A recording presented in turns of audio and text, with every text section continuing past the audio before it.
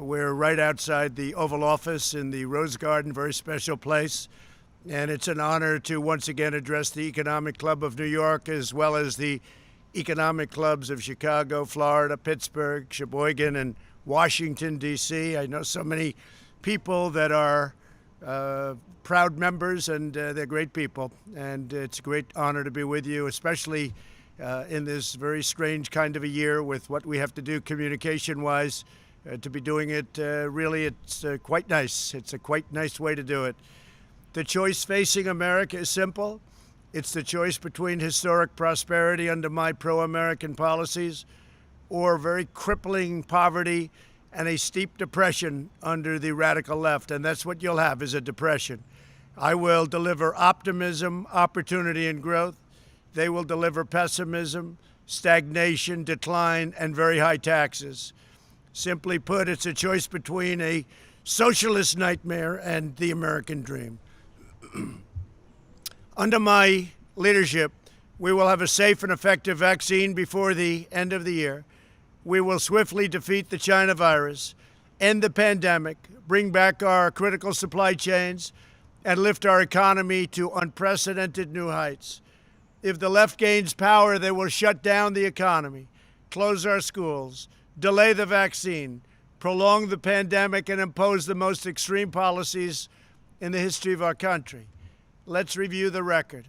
When I joined you in person last year, our nation was enjoying the greatest economy in history. There was nothing like it. This was a stark contrast to the prior administration, which delivered the weakest recovery since the Great Depression. It was weak and it was sad. In my first 3 years, real income for the typical family increased $6,000, more than 5 times the gains during the entire previous administration. Think of that, 5 times the gains. Income for black Americans grew 9 times more under my leadership than during the 8 years before I took office. Their policies punish American workers. My policies promote American workers. At the end of the last administration, the Congressional Budget Office projected fewer than 2 million jobs would be created in 3 years. Well, we did a little bit better than that. We created 7 million, and actually it'll be close to 8 million jobs by the time the final numbers came in. We lifted 6.6 million people out of poverty, achieving the largest poverty reduction in modern U.S. history. Poverty rates for African Americans and Hispanic Americans reached record lows. Inequality declined dramatically, a complete reversal of the Obama years. My policies have benefited those who need it the most. The bottom 50% of households saw an astonishing 40% increase in net worth. Wages rose the fastest for blue-collar workers, African American, Hispanic American, Asian American. Unemployment all reached their lowest levels ever recorded. The last administration sold out American workers like never before, and they sold them to donors, special interests, and globalists. And if you take a look, we have probably plenty of them watching right now, and I understand where you're coming from, but it didn't work out too well with me. We succeeded by reversing those cruel and heartless betrayals. Instead of rewarding companies for outsourcing jobs, I implemented massive tax cuts and regulation cuts to keep jobs, opportunity, and wealth in America. The tax cuts and the regulation cuts were the biggest ever recorded in the history of our country. Instead of waging war on the American energy, we unleashed American energy to make the United States the #1 producer of oil and natural gas on earth. Instead of corrupt and horrendous trade deals written by lobbyists and special interests, again, some of you, I negotiated pro-American trade deals based on the principles of fairness and reciprocity. Very important. I ended the NAFTA nightmare and signed the brand new U.S.-Mexico-Canada agreement into law. I've taken the toughest ever action against China's chronic trade abuses that we all know so well. I immediately canceled the last administration's job-killing Trans-Pacific Partnership, and I renegotiated the South Korea deal, which was a disaster. China unleashed the virus onto the world, and only a Trump administration will hold them accountable. And if this administration, if I don't get elected in a little while, 20 days, China will own the United States. I can tell you that. When the China virus arrived, we launched the largest mobilization since World War II. To defeat the virus, I'm breaking through every obstacle, cutting every piece of red tape, and moving heaven and earth. The FDA has been fantastic. They're approving things in 1 week that would have taken 2 years. I'm not interested in making friends in the corrupt media, and it is corrupt. My sole focus is protecting American lives and making lives good for American people. We'll beat this virus and we'll eradicate this pestilence and all of the things that happen to our country, our lives, and our planet. Our aggressive and early action saved up to 2 million lives. If you look at the original numbers, it was projected at 2.2 million lives. We're at 210,000, and one is too many. It should have never happened, should have never been allowed to happen by China. Thanks to advances in treatment we pioneered in record time, we've reduced the fatality rate 85% since April, and that number has now gone even better. I'm also working to get emergency approval for the powerful antibody treatment I received that has shown extraordinary promise. As you know, a week ago I wasn't feeling so hot, and I had a drug, Regeneron, that it made me feel very good very fast. I think it's, they call it therapeutic, but I don't think it was therapeutic. I think it was a cure. For me, it was something that was very good.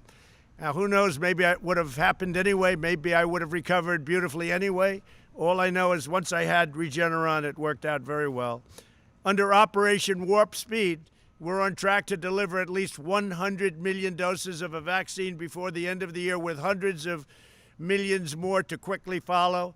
Our military will be delivering it. We have the best people on earth in our military, and we will deliver the drug. We will deliver the vaccine rapidly.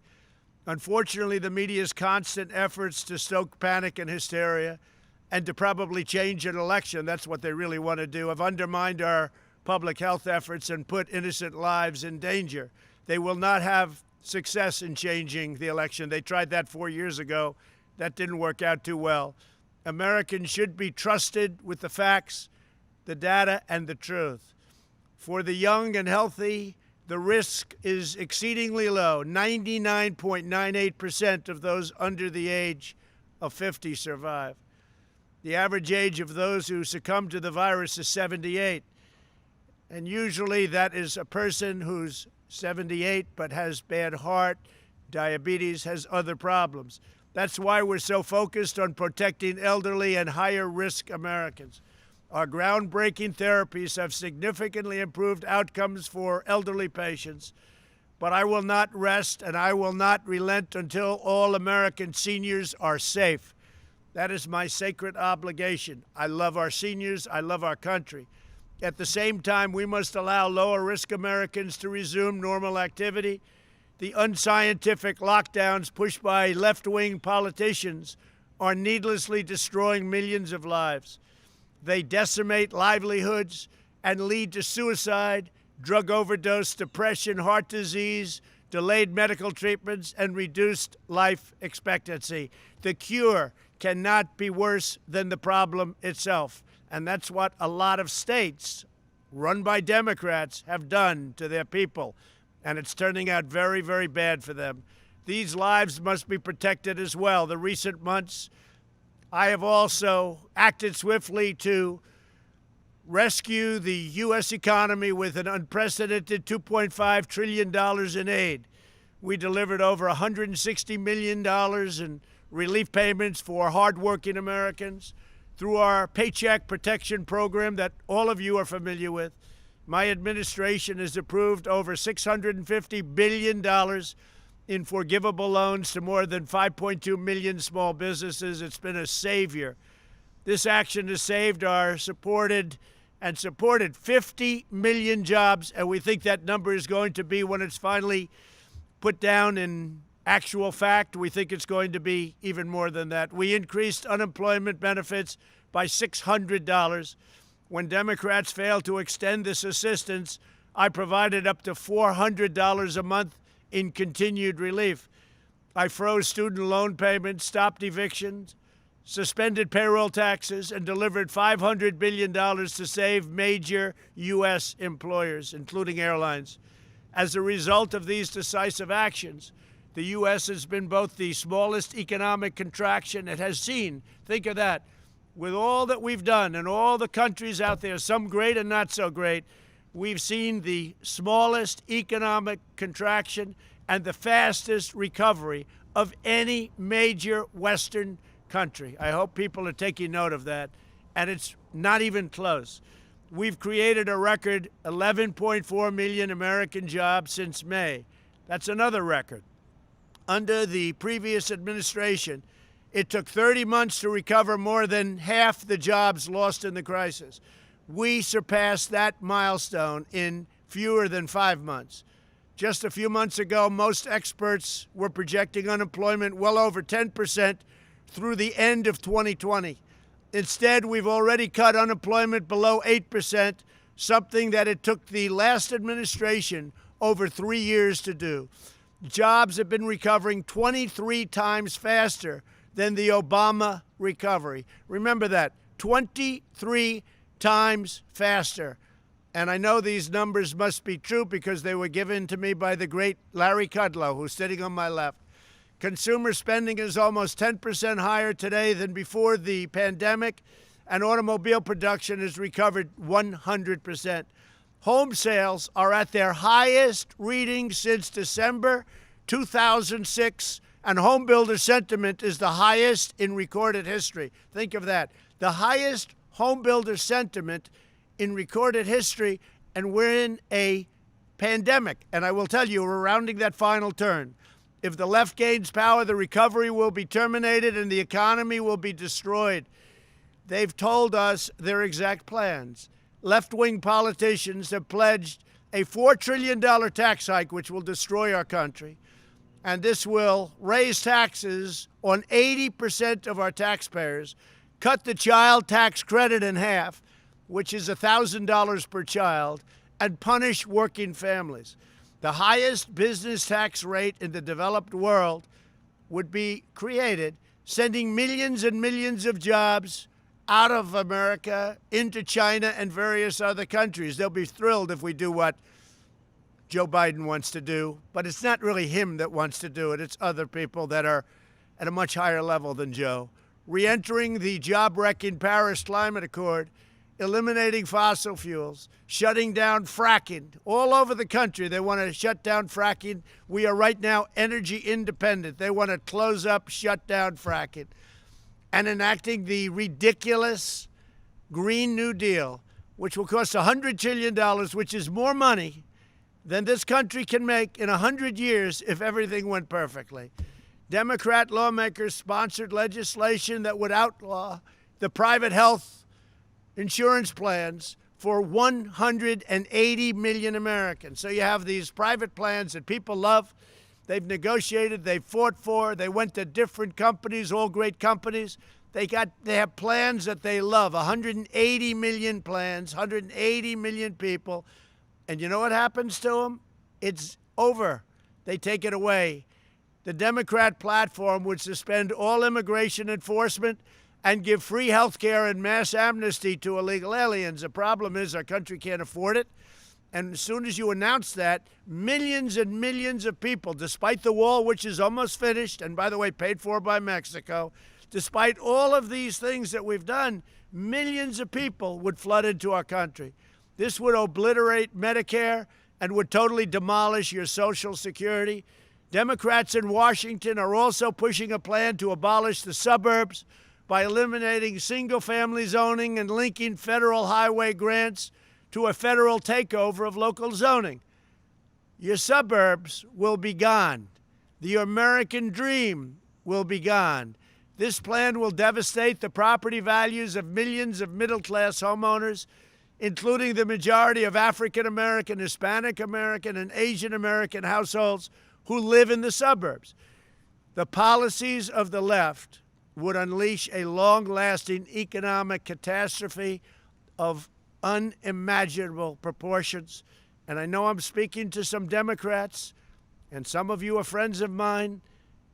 You will see things happen that will not make you happy. I don't understand your thinking. I don't understand how you can be backing such policies, but you're wrong. I can only assume it's habit. You've been there for a long time, and it's habit, because they will destroy this country. Our country will go into a depression, the likes of which we have not seen since 1929, and maybe worse. So keep backing them, but you know it's wrong, and I really do believe it's only habit. That's the only reason you can be doing it. Under my continued leadership, we will continue our V-shaped recovery and launch a record-smashing economic boom. We will end the pandemic with a safe and effective vaccine, create 10 million jobs in the first 10 months of 2021, where we're going to have a phenomenal year, and we will soon be announcing, in my opinion, a phenomenal record-setting third quarter, and quickly return to full employment. I will implement a middle-class tax cut, reduce regulations that stifle small businesses, and we've already cut regulations more than any president in history. Whether it's 4 years, 8 years, or in one case more, I have cut regulations far more than any president in the history of our country. A highway that would take 21 years to get approved, we can get done now in 1 year, and it may be rejected for safety or environmental reasons. But you're going to know in 1 year, we brought it down to a level that nobody can even believe. It may get rejected, but it's going to get rejected fast, but most likely it'll get built fast. And we also are expanding opportunity zones, which have been fantastic. We will launch a bold initiative to reshore our medical and pharmaceutical supply chains. As part of this effort, I'll revive Puerto Rico's pharmaceutical industry. We will keep taxes low for companies and move jobs to America, and will impose steep tariffs on any company that leaves. They want to leave, they want to make our product and then sell it back after firing everybody. Not going to happen. They will be tariffed. We will strip federal contracts from companies that outsource critical industries. We will negotiate more trade, and this is just has to do, negotiate more fair and reciprocal trade deals. We want reciprocal deals. If you look at Europe, and if you look at what Europe's done to us over many, many years, and we're bringing it back into balance, but it's way unbalanced. We protect them militarily, and then they take advantage of us on trade with tariffs and non-monetary tariffs, which frankly are worse. We have to put America first, like other countries should put themselves first, but we're putting America first. We will make America into the manufacturing superpower of the world, ending reliance on China once and for all. We will ensure that America remains the world's #1 energy producer.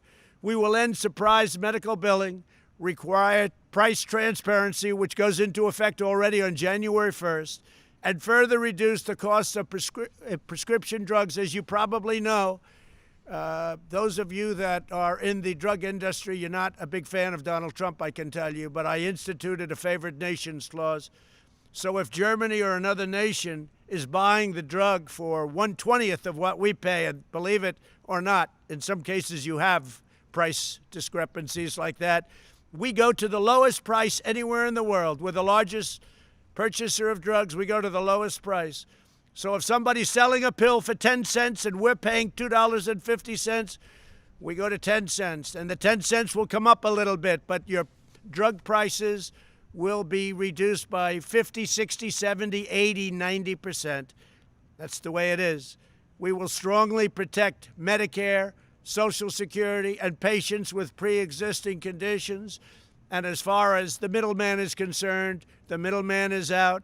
As far as purchasing drugs from other countries until everything else kicks in, Canada pays 50% what we pay. I've given governors permission to go to Canada and buy drugs directly from Canada, saving, as an example, Ron DeSantis, the state of Florida, approximately 50% and more on the purchase of drugs. So they'll buy the same exact drug from the same exact plant or lab for 50% less.